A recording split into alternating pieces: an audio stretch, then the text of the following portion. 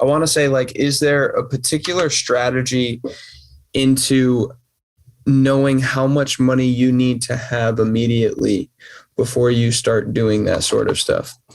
Like the idea of, I'll compare it to Ramsey, like where he's saying, okay, you need to have this much money before you take on, set aside before you take on this next step. Sure. What does that look like?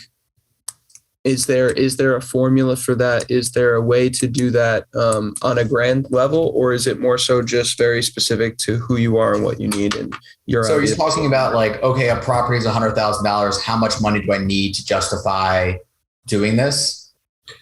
Or I'm someone right now at 25, 26 that is long-term looking to invest in properties, right? So how do I know where to start or what to start putting aside and then say, okay, now I take that plunge?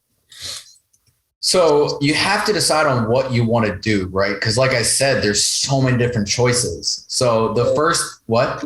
Yeah. So if you want to bring that tennis analogy back, what would be your 6 or 7 different real estate options? Well, there's more than 6 or 7, but again, you've heard of flipping, you've property flip. You could do short-term rentals, which are like Airbnb. You can do long-term rentals, which is what I'm doing. You can do storage units, strip malls. What else is there? Old people, like senior citizen living type of places. Mm-hmm. You can do apartment complexes. You can be a realtor, you can wholesale. This is all different things. So you kind of have to figure out what you want to do to decide how much money you need. Now, do you recommend just starting with one? Like it would be completely stupid to have a strip mall and an apartment complex and then a long-term rental. You learn a lot and you will make mistakes. You will make mistakes. That's the very important thing about when you're investing. You're going to make mistakes. So make mistakes you can afford. And then keep doing the same thing because you're going to get better over time. Your operations are going to get better. Mm-hmm. So I would not expect, like we're going to go 2 years in on just multifamily, and then we're going to add a student rental as part of our portfolio after 2 years. But student rentals it's a kind of a cousin. It's a long-term rental. It's a little bit different, than just a straight long-term rental, but it's at least I'm not going from long-term rental to storage units. Yeah. Okay. I get that.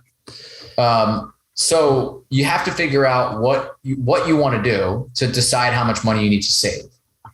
So I would say hop on Bigger Pockets. There's beginner podcasts. Start to get familiar with the nomenclature. Start to get familiar with the terms. Start to learn about these things. See what interests you. See why. You might need capital right now and you want to build your capital. So it might make sense to flip. Flipping houses, it's a job. It's a very active job.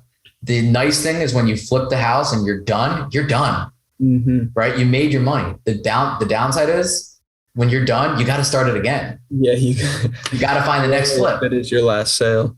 So you figure out what you want to do. But what I also want to impart on you, my partner that I partner with has $0 in any of our deals. So you do not need money to get into real estate. Mm-hmm. You need a deal. You need a deal. You need a deal getting into real estate, or you need money. You don't have to have both, but you have to have one.